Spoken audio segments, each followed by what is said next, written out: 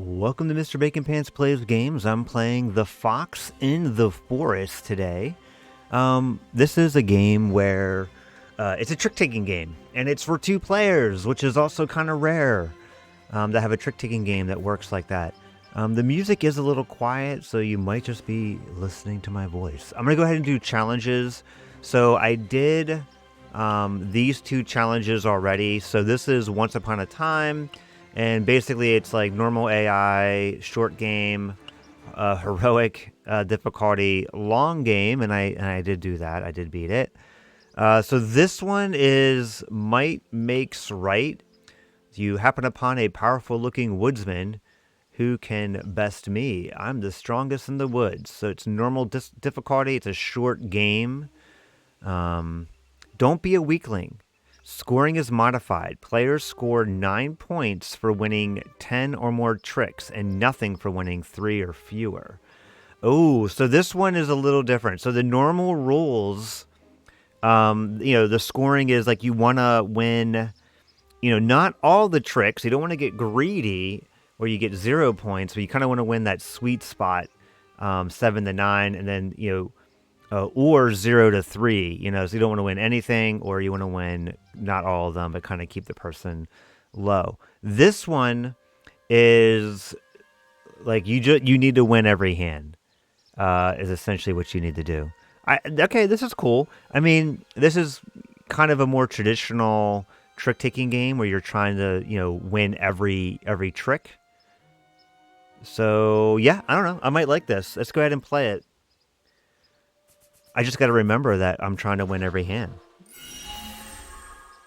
Which I think will kind of make it easy, because one of the difficult things in this game is to remember that you're not trying to win every trick, right? Like your brain's like, no, I must win every trick. But you're like, no, I don't want to, because then I'll lose. I'll get 0 points. But like this, it's like, it kind of changes it. All right, so let's go ahead and play my wolf pup.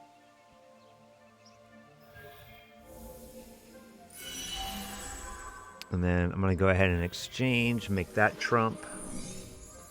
So now the keys trump. All right, when you play this, draw 1 card, then discard any 1 card from the bottom of your deck. So I got to follow the 5. I guess it gives me a chance to win a trick. So let's get that going. And then let's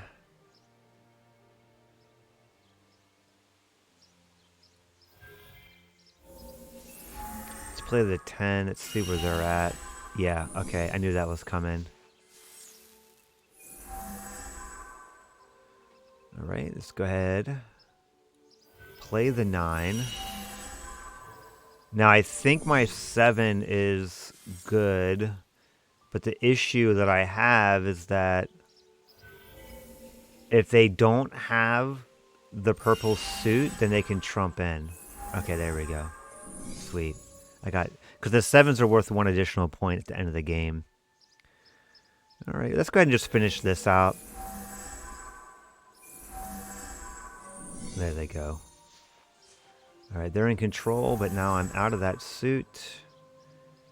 Ooh, let's go ahead and get this so I get the points for that. So I win that, get an additional point. Let's go ahead and lead with that suit. I think they probably have some more. They do. They're going to change trump, and they didn't. Okay, cool.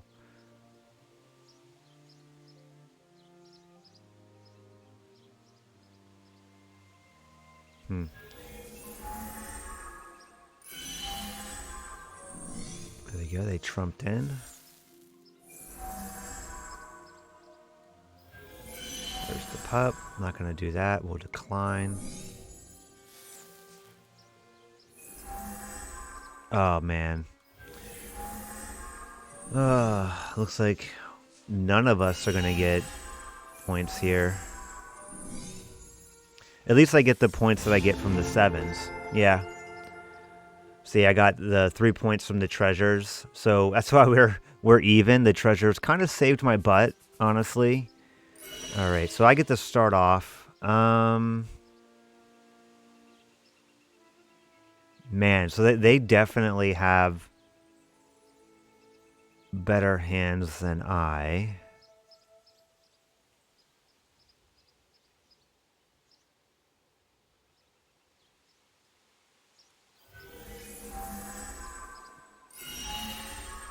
Oh, man, I want the sevens. Why did I do that? Okay. Let's do the 5.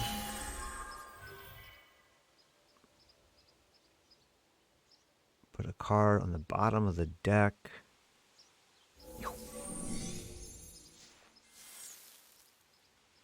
Okay, I'm going to go ahead and lead.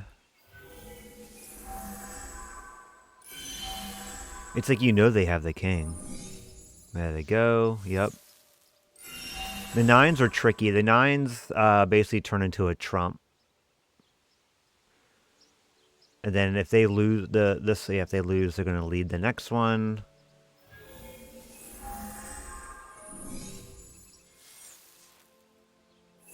Right, at least got to get out of the red, right? Oh yeah, look, I'm going to get another point. All right.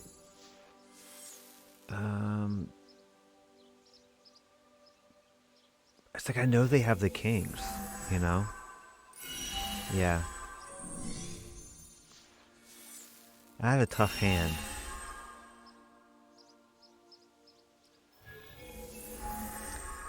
Alright, so let's try to win every trick.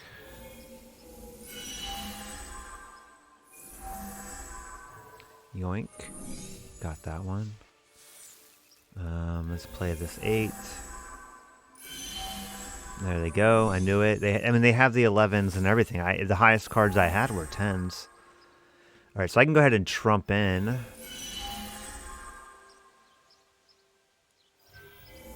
Let's make that.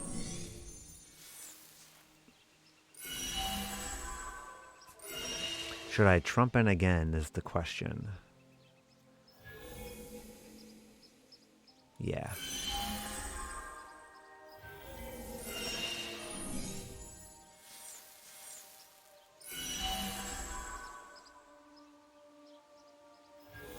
Alright, so let's see if I can win that 7. I do. Alright, so I got 2 treasures, 3 points. Computer's still kicking my butt, by the way. Here we go. This is a little bit better of a hand.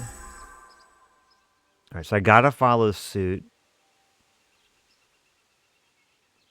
I think I am gonna get control. Man, I am like dominant right there.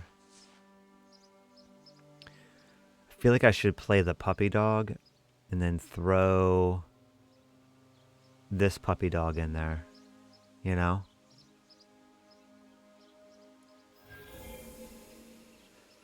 But yeah, the question is, do I wait a little bit? Yeah, let's wait a little bit. Let's do this. Let's run them out of something. There we go. Get that. Get my 1 pointer.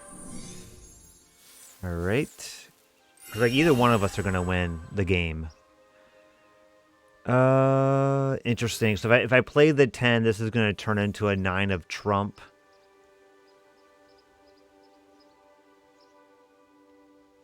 So is it now like I might as well, or no? I'm just gonna throw this out because I'm gonna lose, but then I gain control. I think my 10's boss. Or do they have the 11 still? They have the 11 still. That's fine.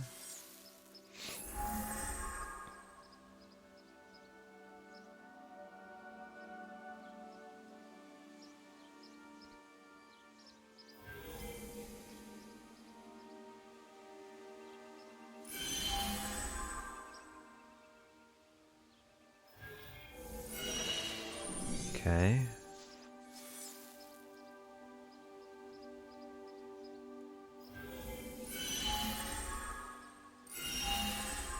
Okay, so that's their highest. So I...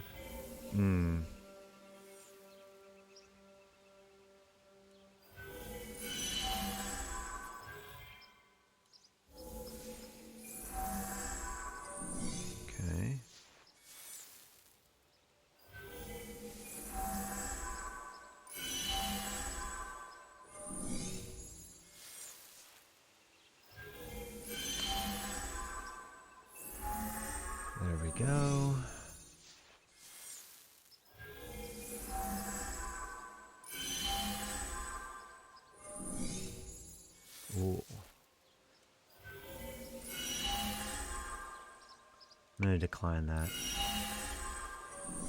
Take it. Man, I almost won them all. Papa, I win. Yeah, so we both hit the threshold at the same time, but I got more points, so then I won.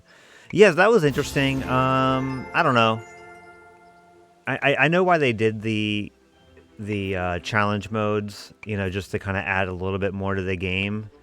But I kind of feel like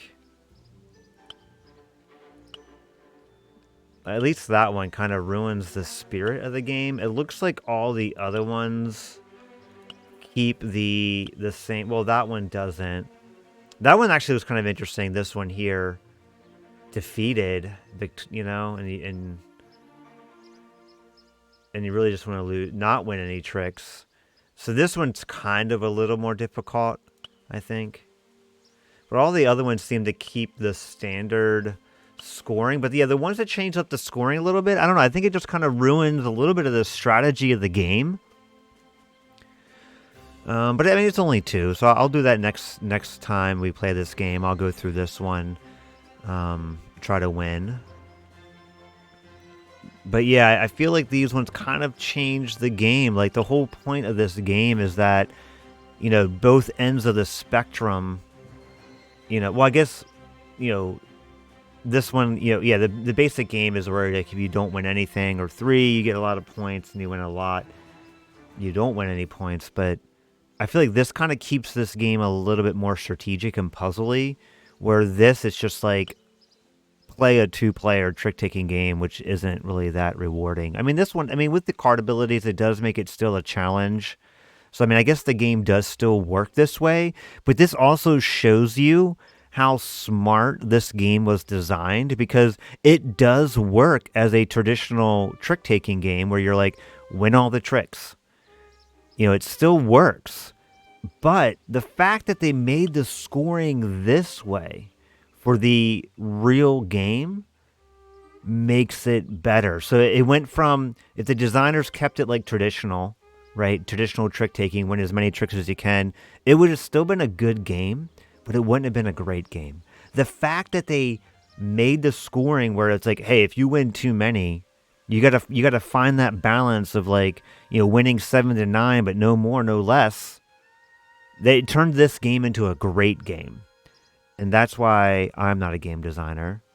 Other people are way more intelligent than me. Or maybe if I had resources and play testers, I would have learned this as well. But I mean, this is a great decision, right? It's a great decision. Like, you know, win no tricks, win, you know, not all, but most. You know, you score points. So that's pretty cool. But it is neat to realize that the game would still work as a traditional 2-player. But as someone who's tried to play a lot of trick-taking games 2-player, they're just not as a rewarding experience. And the original Fox in the Forest rule set does make it a rewarding experience. It's a little, you know, thinky, which is kind of how trick-taking games are when you're playing with multiple people. You kind of have to read the table. What cards are they playing? What, you know, when I played this suit, did they follow suit or did they play an offsuit? You know, things like that. You have to take into account when you're playing with like 4 players. I think that's the sweet spot for most trick-taking games, is like 4 players. Sometimes team trick-taking games at 4 players are pretty good. But Fox in the Forest gives me that same feel in a 2-player setup, and that's amazing. I do love this game, and I will be playing it more. You know, not as exciting as some of the other games on my channel, but it is a popular game. People do watch the videos. So anyway, thank you for watching. Please like and subscribe, and we'll see you next time.